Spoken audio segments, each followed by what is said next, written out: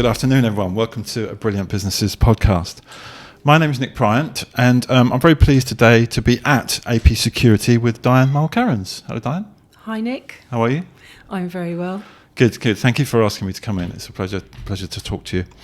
So a little bit of background on AP Security. They're a premier supplier of high-quality garden event security services that service across the UK. They work with an impressive list of world-renowned clients and are now proudly employers of over 1,000 staff across the UK at any one time. That's pretty impressive. So, Diane, you've obviously worked very hard, but let's hear about your story about how you got to where you are, like we do with Brilliant Businesses.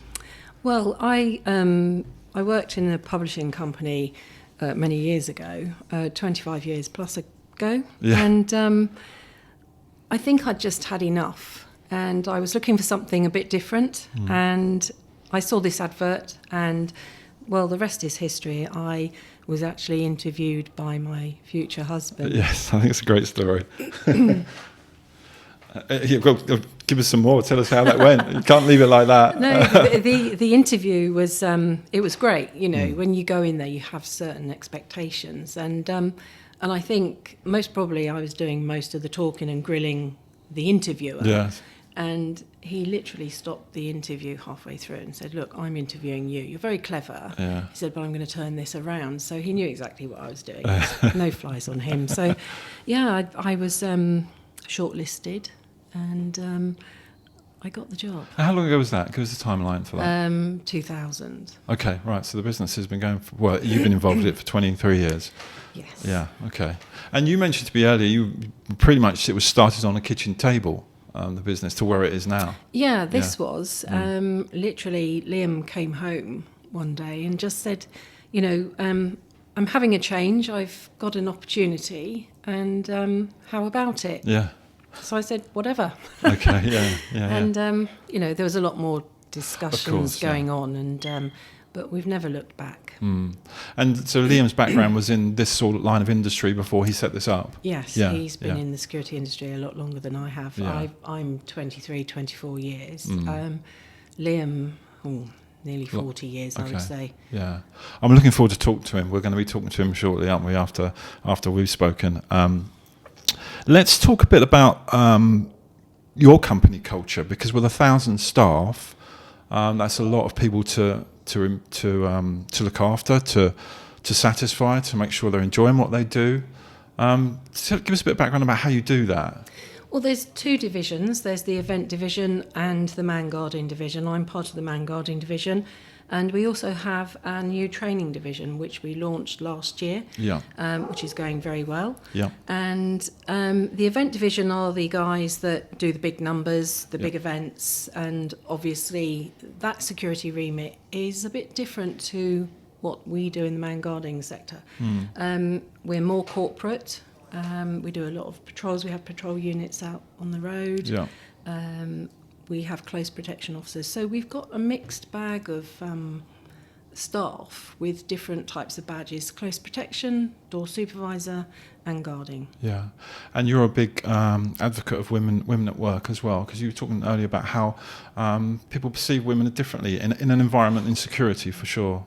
I think they do. Yeah. You know, the feedback that I've had from my own security staff when I've worked with them in teams, we do handle things slightly different, even though we're all trained the same. Yeah. I think sometimes when we're dealing with an aggressive person, they tend to deal with a female slightly different. Yeah. You know, we've had incidences where we've had people who have had an aggressive way about them, and it's come down to some, you know, something they've suffered, and, you know, they're grieving. Yeah.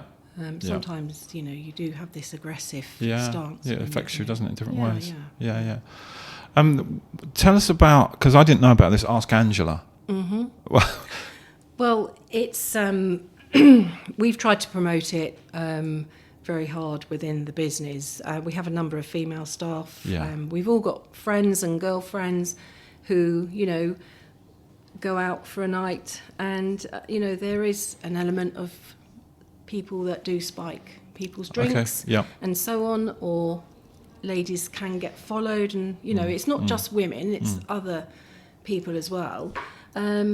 So we've been promoting Ask Angela. We've been giving out alarms for people's safety and teaching them that if you're in trouble and you are in a bar or you are in a venue, go to the operators and say, is Angela in? So we've promoted this quite heavily with a number of our contracts in London, especially where we have females that visit the venues. Yeah. And what was the thing about handing out personal alarms to people as well that you do? Raise the profile of Ask Angela and talk to them about the role the police have, promotion of safety, awareness. I've done it with my own friends. It's about really garnering people's awareness and getting them to focus on their own personal safety. I've spoken to a couple of friends that I live in a small village, or I live in the countryside and it doesn't happen here, but you do go to venues, you do go to places where there are a lot of people and there's drink involved, and you just need to have a little bit more awareness about your surroundings. Yeah, it's good to push that. So going back to company culture, here in your offices where we're at, there's certificates all around the walls of all the things that you have to be in the business you're in. Do you want to touch briefly on any of those? Well, we all have to be licensed. Yeah. I hold a door supervisor licence, and some of us have guarding licences, some of us have close protection licences, and we're all very well trained. It is part of the remit from the SIA and the Home Office. Yeah. We're first aid trained. Some of us are FREC 3 and FREC 4 trained, emergency first aid at work. So you're in safe hands. Yeah, that's a good way of looking at it. Yeah. Tell us, I'm intrigued more about what you do and how you do it.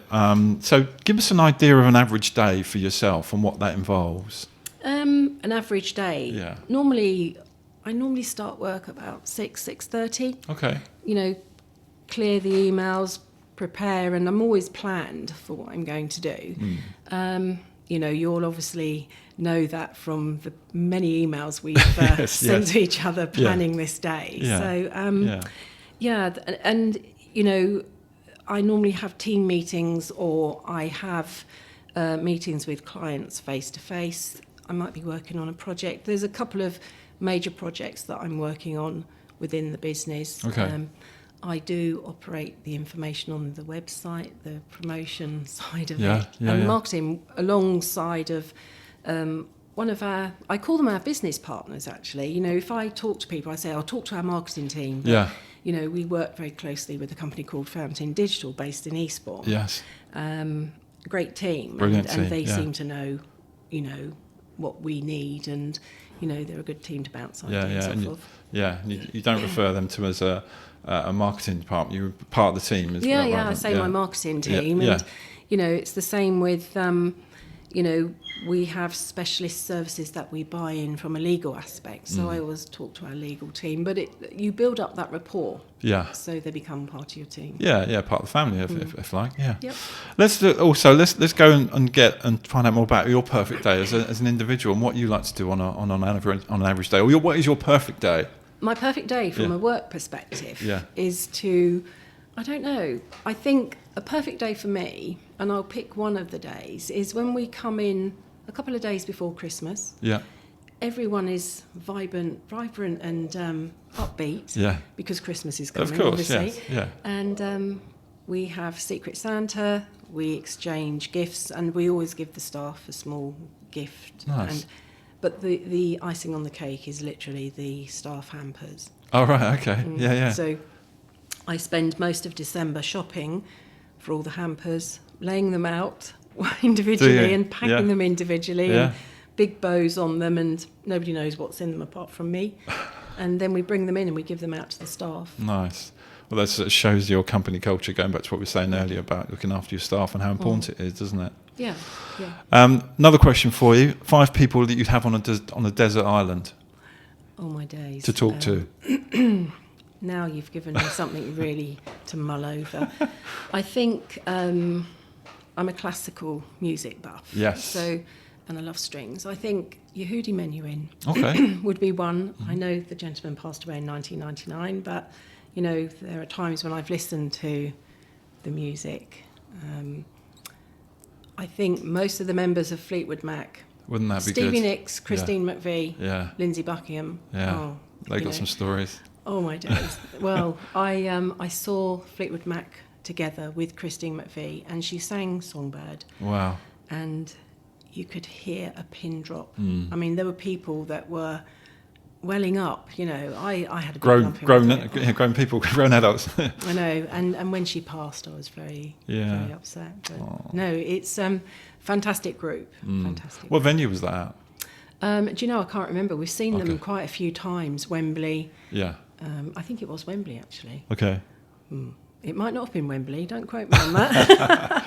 But do you know what? It doesn't matter, does it? No, It's just the atmosphere. We go to a lot of concerts. My husband and I love music. Yeah. So we do go to places that I don't like, and he does. Yeah. Well, I shouldn't say places, really. It's the artists, but I won't mention any of the names. There is one that's a pet hate. But no, I've seen Guns N' Roses. Yeah. Bon Jovi. Yeah. An audience with Michael Bublé, Barbra Streisand. Oh, Tiny Temper. Is it Temper? Tiny I think that's Temper? right. Yeah. Yeah. I went with one of our colleagues and his dad, and he's in his 70s. Oh, okay. You know, and he was going for it. You know, the old head was going, and I'm listening to it thinking, I don't think this is my music, you know. But it was an experience. Yeah. You know? So, yeah, live music we absolutely love. Yeah, because there's another side of AP Security that does events, isn't there? Yes. Which is a really big part of that side of the business. But obviously, that's you're more of the man guard kind of approach to the business. So another thing we were talking about earlier was what makes you light up? What makes you happy? What floats your boat, if you like? What gets you going? I think it's people's exuberance. Yeah. I've got a couple of friends, and whenever they see me, their faces light up for some reason. Oh, and nice. I don't know, and I suppose I light up when I see them because they're great friends. Yeah. You know, Yeah. they're both chatty, outgoing, and fun-loving, and I have great times when I go with them. Yeah. You know, especially when we decide to have a girls' day up in London, shopping. Yeah. And I love the way a member of staff will come to me and say, Di, I have passed my level 3 in such and such, or I've done my IOSH, or I've done my NEBOSH. Yeah. And it's fantastic, you know, because you're mentoring these people, and there's at first, you know, they come to the first hurdle and then I don't think I can do this. But you can. Yeah. You know, you have to visualise it, believe you can. Yeah. And they do. And it's fabulous, really. I mean, they're really proud of what they've achieved, and we do go beyond the pale as a company, and we develop our staff and train them. I mean, we've got certificates in a lot of different qualifications, all linked to the security industry. Yeah. And the beauty of having our own training school now is, you know, sky's the limit. Yeah. So we really are pushing the boat. Yeah. Well, you showed me in the training room earlier with actually a training session going on, which was really interesting. There was, 15, 20 people in there training about some form of security. So it's good for your staff, and it's good to help others go off in this industry and do well, isn't it? Yeah, I think you have to set your stall out because the standards are there. Oh, the lights are gone. Yes, we are very green. So when you're not using a room, the lights will go out automatically. We don't rely on staff to turn them off. That's all right. Well, luckily the cameras should still be rolling, so that's all right. Yes, hopefully. So it's one of our provisions that we had put in. Yeah, well, good idea. Yeah. Save electricity. Yeah. But reference the training school. It's an amazing place to be in, and I quite like that side of the business as well. Yeah. I think what you were saying earlier about what lights you up is when someone feels like they've achieved something. But it's generally sometimes when people are just on the edge of sort of giving up a little bit sometimes, isn't it? When they shouldn't give up because they're actually going to achieve their goal if they just keep going. You must have seen that in your business and with people that you're talking about. I have. I think sometimes, you know, the staff come to me for advice because obviously I deal with the HR side of the business, which is a big part of my role, and but also the staff development. I mean, we developed and set up the training school last year, which was another big project, and you know, it's going very well, and it's quite exciting. Yeah. You know? But yeah, I mean, I can only liken times when I've wanted to give up, and I can pull on my own experiences to try and help other people. It's not just about mentoring. No. You know, it's about utilising everything you have in trying to get your team to be the best they can be. As well. Yeah, and it's all again back to company, your culture about how you look after your staff. It's really important. If anyone wants to get in touch, Diane, about security, what's the key words? How do you want to help people within Man Guardian? What sort of clients do you need? Well, any client can come to us if they have a need for key holding, maybe personal protection. We've got trained close protection officers, which we utilise out in the field quite a lot now. Door supervisors.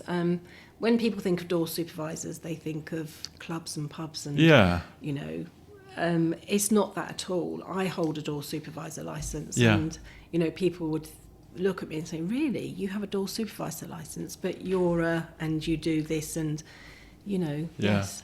It's misunderstood, isn't it? Some people they get misunderstood about your field of work and what it is. Well, today I have an operative who's a door supervisor holder. She's a control room supervisor, and she's running the shift for the day.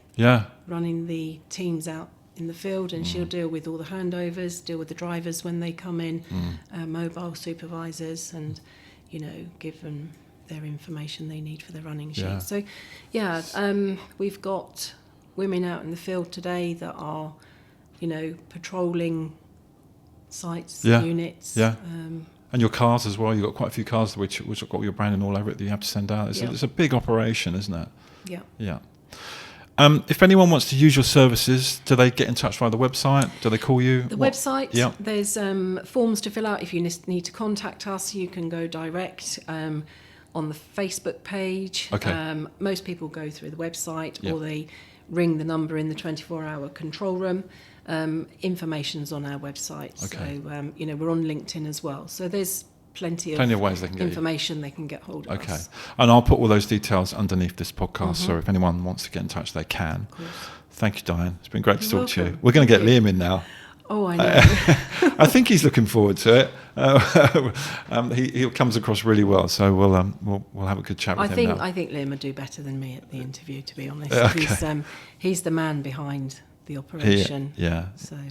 Well, he speaks very fondly about you being the face of the operation, and being that. So, well, I think both of you have got this sort of, you know, dynamic going where you work really well together, and that's a real nice husband and wife team. We did have this vision that, you know, we wanted to do things differently, have a nurturing environment that is inclusive, and, you know, say what we do and deliver it.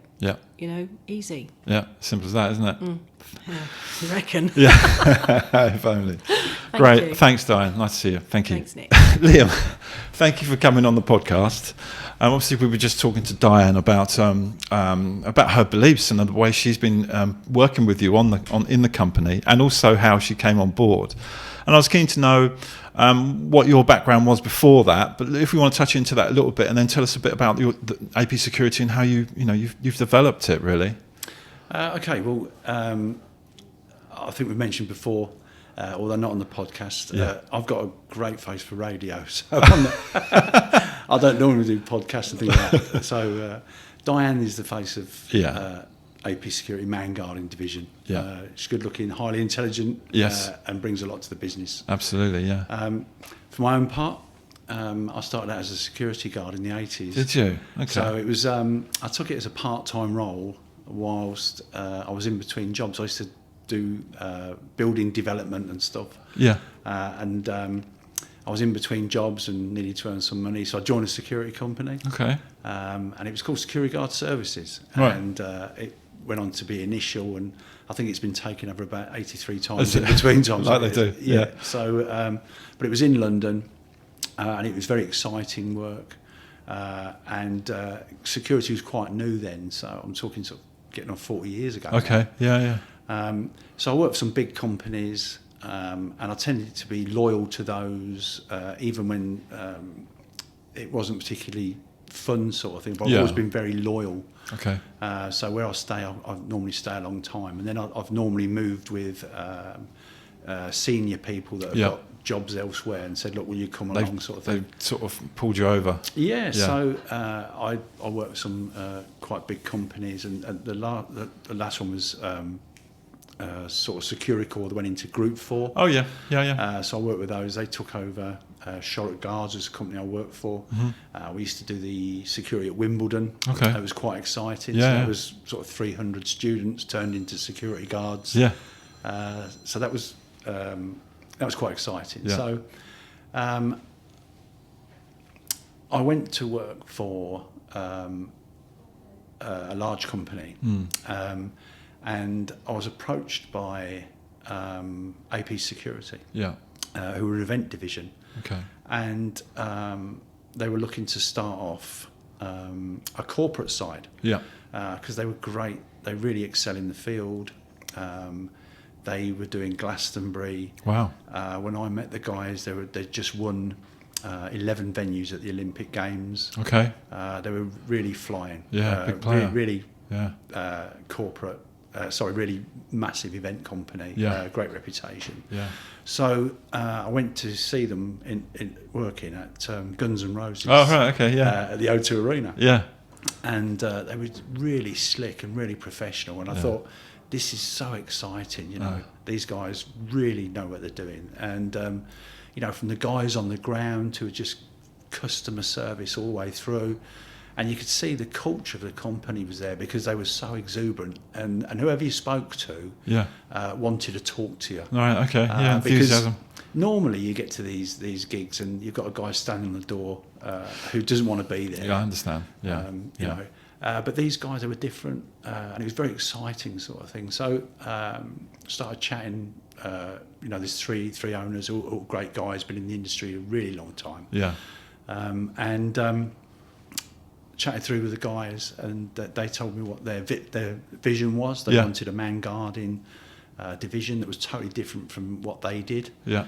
And over time, that's dovetailed really well. Yeah. So they're very supportive. I'd only met them a couple of times. They took me on face value, and we started AP Man Guarding in the Olympic year. So what year was that? So 2012. Yeah, right, okay. So in 2012, they were busy working on venues, doing really big hours. They got, their reputation was enhanced even further than what it was. They did a great job. Yeah. And then I won our first contract. Okay. Which was that was a great moment, wasn't it? Oh, it was great. And relief, because obviously if you start off new, you don't... You haven't got any clients to... That's right. You've got nothing. Yeah. So you think to myself, well, you're sort of betting on yourself, really. But, all the time I had the backing of a company that had a lot of credibility, great turnover. Yeah. And I was delighted to be there, and be part of it. It was very exciting, So we won our first contract. Yeah. Which is a major council in the south of England. Okay, yeah. And it grew from there. Right. Because on the back of that, we started mopping up all the councils in that same locale, because it made sense, because the infrastructure was in place. Yeah, you're doing a good job for them. So that's right. Yeah. And people are keen to refer you if you do a great job. Word spreads, doesn't it? That's right. Yeah, so that spread, and even now, I was talking to a large council yesterday in London, but I can still use 7 or 8 current local bodies that we do a great job for. Oh, right. Yeah. And as recent as yesterday, I found out that we'd retained one of our big clients on a retender. Yeah. So generally we tend to keep the work on Yeah. retender that we already have. Yeah. Because clients are happy with us, even in the public sector, they go through their procurement. Yeah. But we tend to win through. Yeah.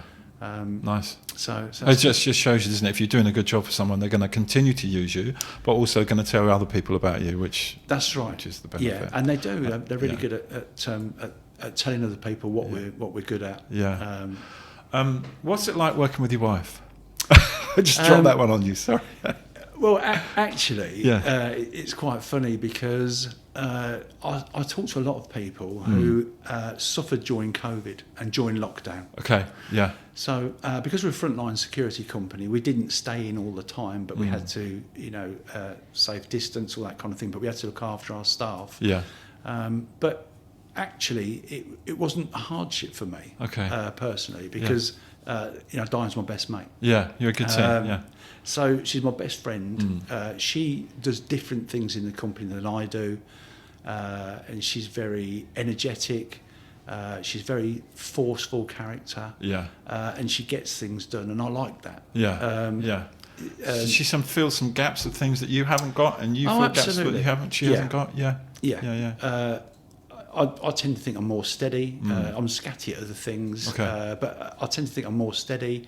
I've got a clear vision where I want the business to go and what work we're going for. Yeah. And Diane supplements that with her initiatives. Yeah. We've got the Silver Covenant now. We're going to go for the gold. Yes. Yes. And that's great news. our social value is fabulous. It makes everyone feel good. Everyone in the company feels good. Yeah. So what we're doing on for the armed forces. Yes. Um, And of course, you did the for the King's coronation and the Queen's funeral. You did some part of the security for that. Yeah, I mean the guys again. They've got fantastic reputation. They had 1,500 people on the Mall. Wow. For the Queen's Platinum Jubilee, and then sadly they had the same numbers for the funeral of our Queen. So great. It was great numbers. Great honour, isn't it? An absolute fantastic honour, and the company was named in the Queen's What's that? Jubilee Wow. pageant book. Oh Yeah, my which God. is tremendous. That's awesome, isn't it? Yeah, and That's then better than a Google review. That is. well, hopefully, yeah. And then next Wednesday is, to celebrate the King Charles's birthday. We're attending Claridge's there because there's a launch of a book, and we're in that as well. Oh, that's amazing. And that's all due to our, what we do for social value. Yeah. And what we do outside of work. I particularly enjoy that. At the moment, we're trying to get into the Army cadets as adult instructors. Right. Okay. So it's quite funny. I've been in the security industry for sort of nearly 40 years. Yeah.